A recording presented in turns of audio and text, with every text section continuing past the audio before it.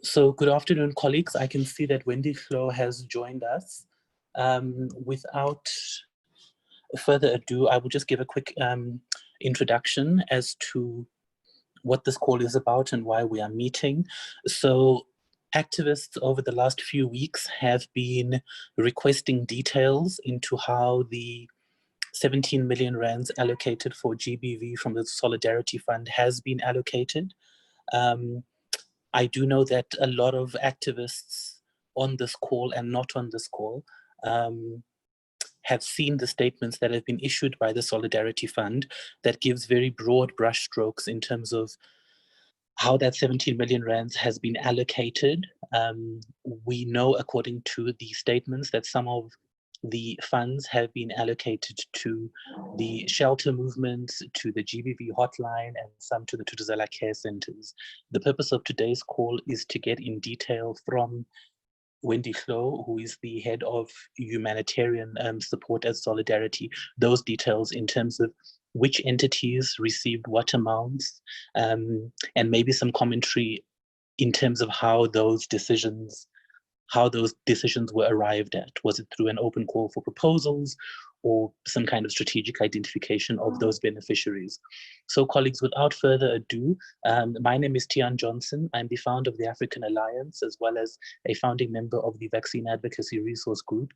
We're currently doing a lot of work around bridging the gaps between science and civil society in terms of COVID research and advocacy. And so this issue is very closely linked to the work that we do. So without further ado, colleagues, I will hand over to Wendy Tlou. Wendy, please let us know if you can unmute yourself, and we can hear what you have prepared to share with us today.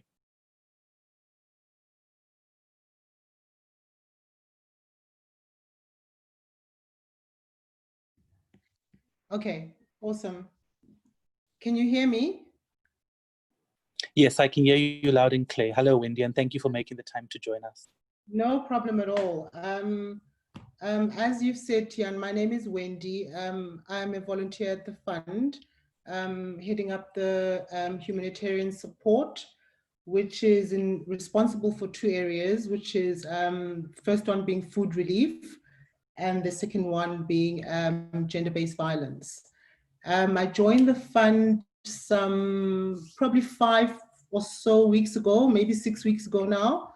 The first sort of intervention that I had found rolling at the fund was we were, I think, some way into finalizing the first round of food relief, which was in the form of food parcels.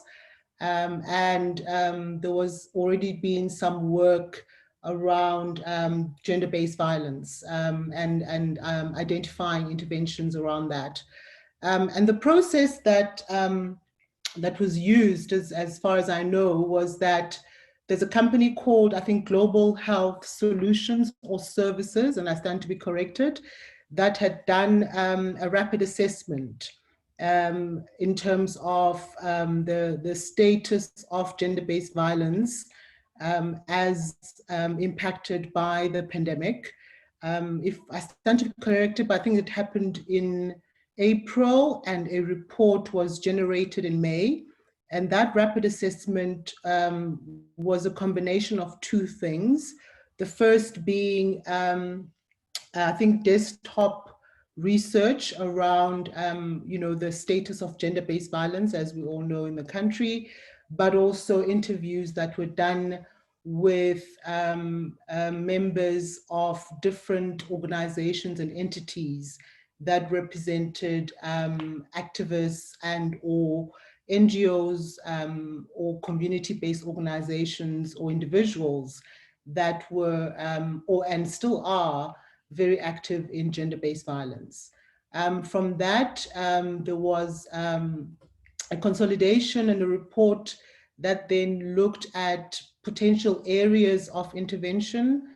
And those areas range from areas such as communication, interventions in the justice system, as well as interventions at sort of entities that were providing services to survivors of gender-based violence. This report was submitted to the fund, and it had a framework against which some of these proposed interventions from this gathering of stakeholders and desktop research had identified a number of areas which were where the fund could potentially give support.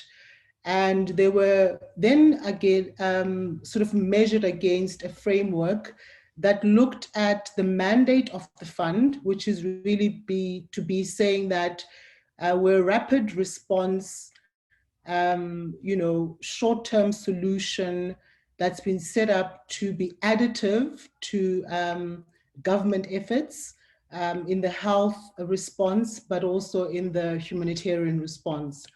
And 3 interventions seemed to meet particular criteria that were critical to the fund, one of which was how quickly the fund could respond to those particular issues or challenges.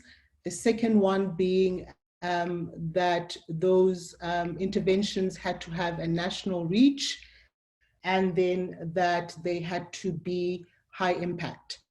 Now, under each of the different interventions that were mentioned, so I'll give you an example. There was the National Shelter Movement, there was the Gender-Based Command Center, and there was the Tutuzela Care Centers, there was, let me just open that up. There was funding communication efforts that would reach GBV victims. There was the exploration of public-private partnerships to plug gaps in services. There was looking at investing in non-interventionist interventions. There was also the looking at replenishing the resources of NGOs and CBOs. Against these as well, besides the high impact, the geographic reach, as well as the immediacy of the fund being able to give support, there was also looking at what potential partners those interventions had, where if the fund was to give support as a catalytic measure, that those particular entities or interventions could then continue beyond the life of the fund. With a 17 million rand envelope, which is what is called a budget at the fund, the recommendation to the fund that was that we look at 3 sort of national type organizations, and the 3 that were decided on that met those criteria were scaling up the National GBV Command Center, looking at providing health supplies such as PPE and rape kits for the Tutuzela Care Centers. And then there was also supply of PPE to the National Shelter Movement. And that is how the fund arrived then at how that 17 million rand would be dispersed. In the fund, there's a process where proposals then of that nature are developed. They go through a number of committees that they're presented to, where inputs are drawn in terms of the focus areas. And the humanitarian sector actually has a technical advisory committee in which sits a number of activists that are working in food relief and or agriculture and or gender-based violence or just humanitarian efforts. They then added one other element to the project, which was to say that there needed to be some kind of a communications effort around this GBV intervention of the fund at this moment, because they felt that a lot of times, if there was investment into a project, the beneficiaries of those projects often didn't know that that such support had been given, or that they could access those particular entities that had been supported. So that gives a sort of background to the process that the fund arrived at in terms of selecting those three organizations. And it was done, I guess, also because the fund felt that whilst there'd been a response in food relief, there hadn't been any response or any tangible response really in the area of gender-based violence, and that our mandate being rapid response required us to act very quickly, but also to act knowing that this was the first of such interventions. We were at the time saying that we're potentially going to look at a second round of support in the area of GBV, which we've now confirmed that there will be a second round of support in GBV. We then split that 17 million rand. This is after obviously consultation with those particular entities and what it is that they required in terms of responding to what the pandemic's impact was to their particular organizations across the length and breadth of South Africa. So the command center of the 17 million rand is 4.85 million. The National Shelter Movement is 7.6 million. The Tutuzela Care Centers is 2.5 million. And then the communications effort, which we haven't started yet, is 2 million rand. And that's what essentially makes up that 17 million rand. That is the first round of support in GBV, as was done by the fund. And I hope that gives you, some kind of color and texture to your. Yeah. Thanks so much, Wendy, for sharing that. I think it does provide some valuable context, because I'm sure, as you appreciate, in the absence of detail, these things just feed into conspiracy theories, and So I think those amounts you've highlighted are certainly give us some context. There's a question that has been posted on the chat from Pumzile that says, so far, is there a concrete report from these three organizations on how that help was actually, obviously appreciating it's really early days, but I think Pumzile's question speaks to this hunger really for oversight in terms of this tsunami of COVID funding that's coming in, and how certainly do we in the sector get on top of that oversight. So perhaps if you can address that question, but secondarily, could you speak to what platforms are there for civil society working in the GBV space to get this constantly updated status? What is happening? So what has been the penetration of PPE across the shelter movements? Are we now saying that as a result of the support, 90% of shelters across this country are covered with PPE, et cetera, et cetera? Okay, so if somebody had told me when we made the announcement that it would take as long as it has to contract with the entities, I would not have believed them. As you can imagine, because the funds we have are public money, we follow very strict governance procedures, and we don't disperse funds until we have the necessary documentation, which is MOUs, which is project plans, which is identification, therefore, of, if the shelter movement is saying to us that they need PPE, for instance, we need to know what that PPE is, where they're going to be sourcing that PPE from, whether they need us to source the PPE or they'll source it themselves from their providers.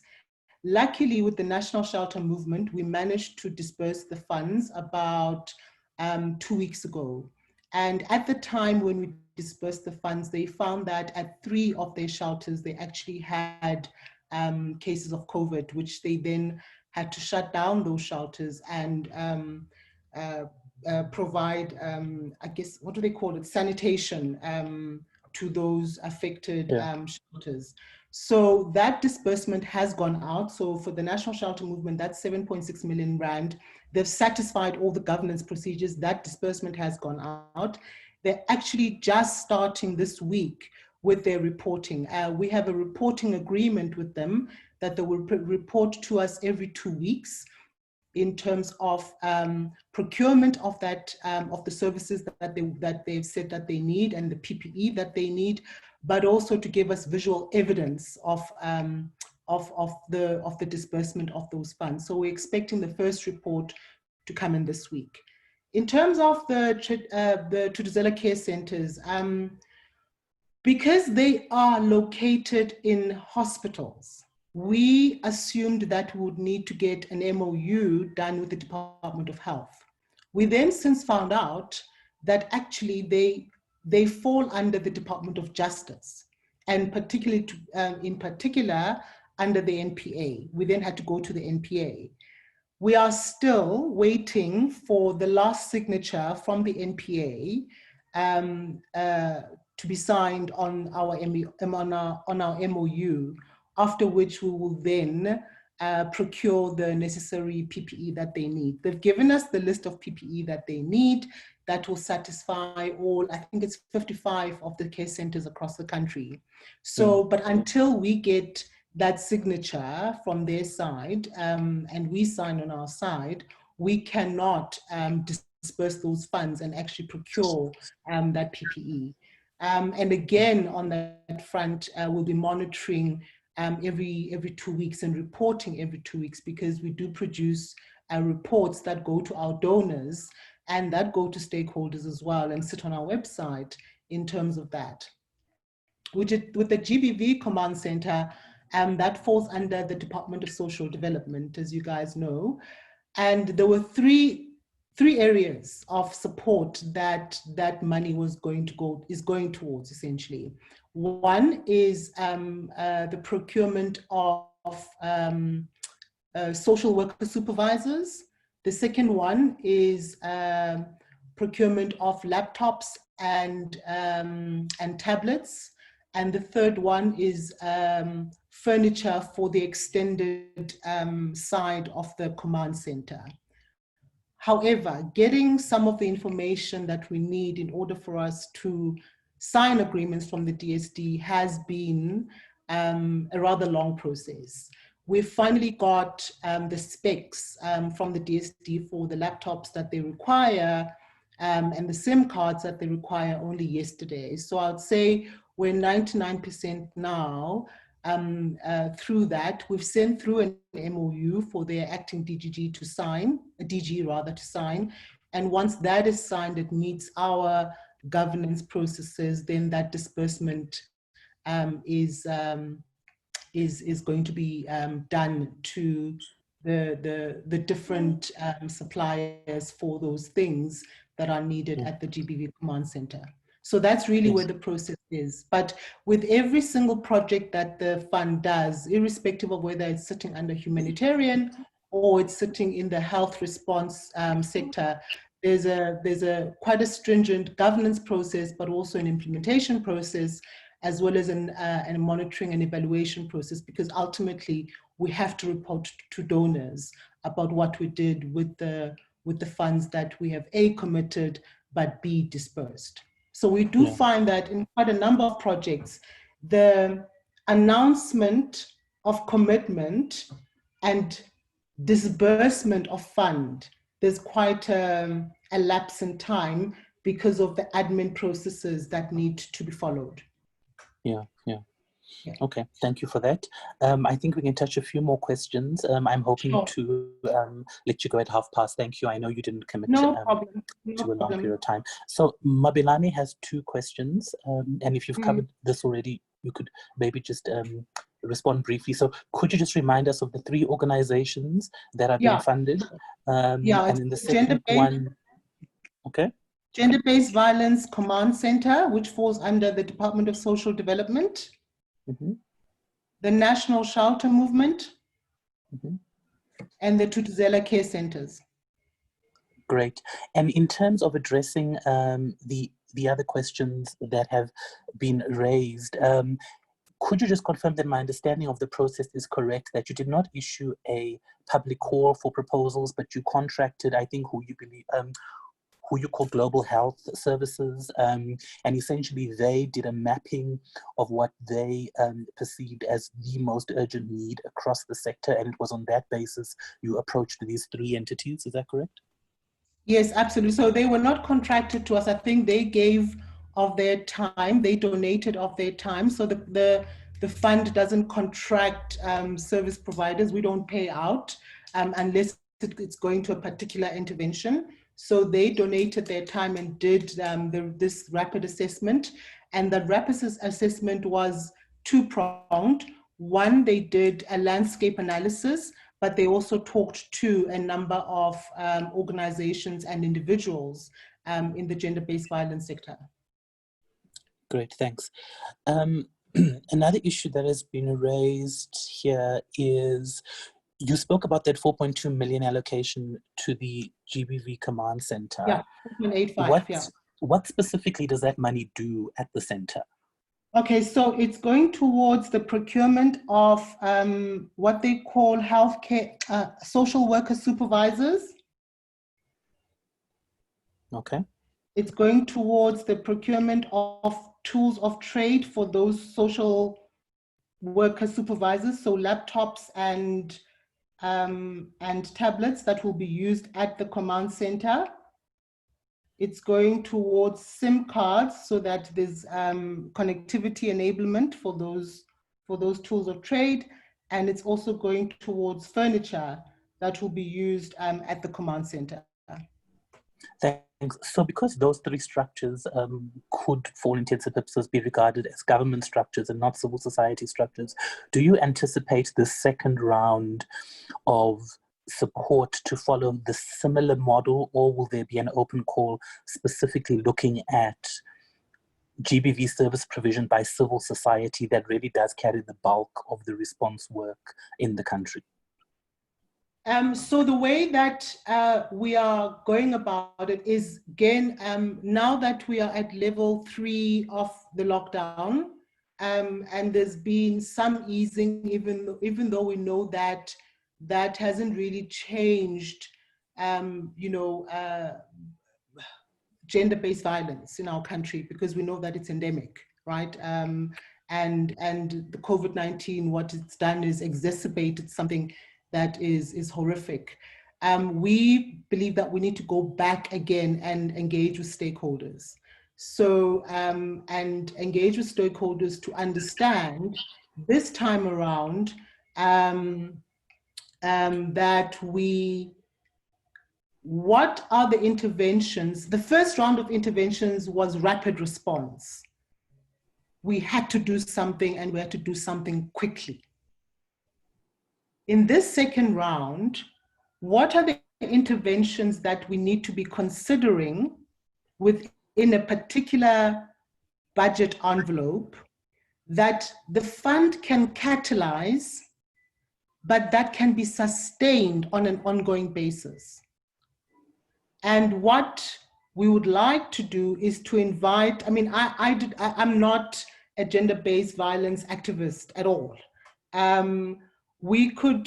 What I'd like to do now that I know about you and I saw your tweet is to extend an invitation to you guys so that you are part of co-creating what those interventions could potentially look like. But to caution that there is a limit to the envelope. So the conversations become robust. Not all the needs can be met, but we can certainly arrive at a point where we select interventions that we all know the fund can, or an intervention that the fund can catalyze, but actually has got the ability to succeed beyond the life of the fund.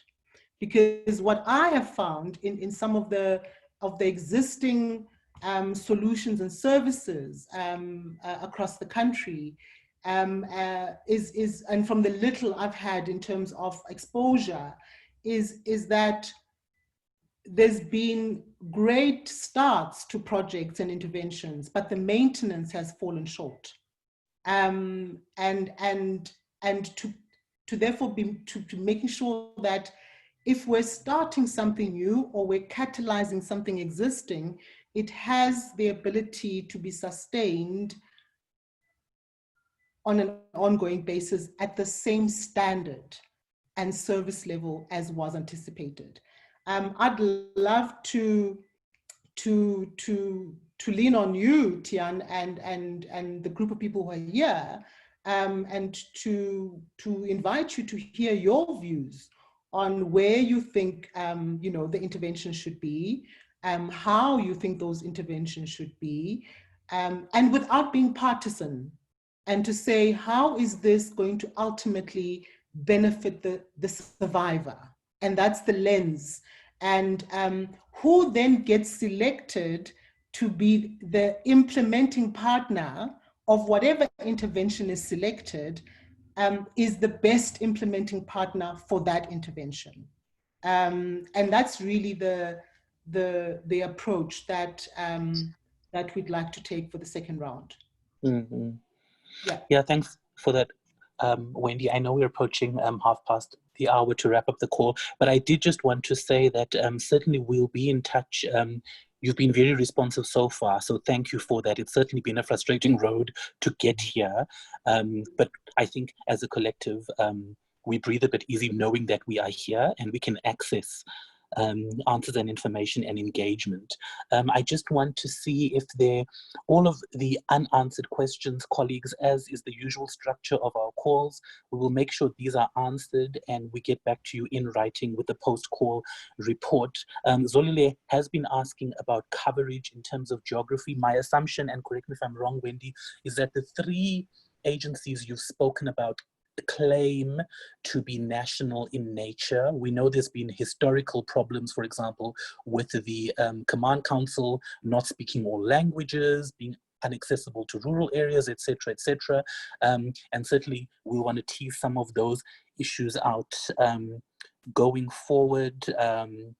As Gria has said on the chat, there's amazing organizations and groupings. There's Shukumisa, there's TLAC, there's a whole lot of very active players. And I certainly think that just the potentially simple act of opening up the space and allowing people to engage, I think will take a lot of the edge off and will really, potentially carry significant goodwill towards the fund if people see gates are open and spaces are open.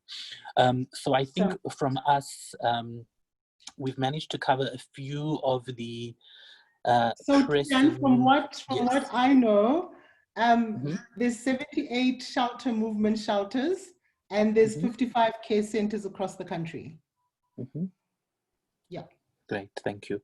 I think, perfect. So just one more question. The rapid assessment report, is that publicly available? Yes, I can email it to you. There's, guys, everything that we receive is shareable. I will share that with you. It's also got the people who were actually interviewed as part of that rapid assessment. And you can see then the process that was followed. And then I'd like to, through you, Tian, invite you guys to an engagement around the second round. And I think also some of the delays that we've had in terms of the disbursements in the first round do give us a little bit of time to make sure that we are engaging widely and we are co-creating. I think for me, the important thing is to co-create. I'm not flustered by criticism. I'm not flustered by any of that.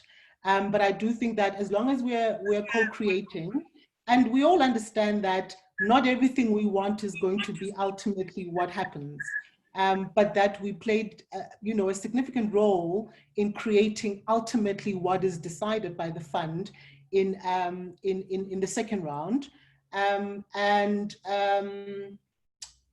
And yeah, so if you have, if you send this to me, I'll answer, I'll bucket the questions and be able to answer them in the detail that is required.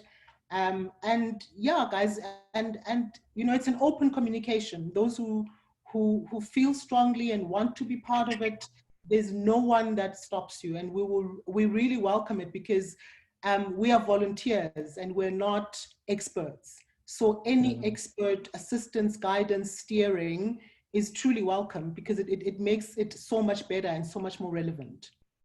Yeah. Thanks for that, Wendy. And we'll certainly be in touch immediately after this call for those 2 documents, the list of the experts and the rapid assessment. And then moving forward, we'll certainly look forward to engaging with you in the next week or so in terms of how we can concretely make inputs and begin to shape and just open up the transparency of the fund and its processes. So thank you for your time and making the time to engage. And we hope this is just the start of a longer conversation and more soon. It is. And please reach out to me on email. And if I'm quiet, I'm also working on food relief. So we're about to do our second round of food relief. So I do respond, but I may take a little bit longer than normal, but I do respond. Perfect. Thanks so much for the engagement, Wendy. Appreciate it. Sure. Take Thank you. Thank Cheers. you, everyone, for participating, and more soon. All right. Thanks, guys.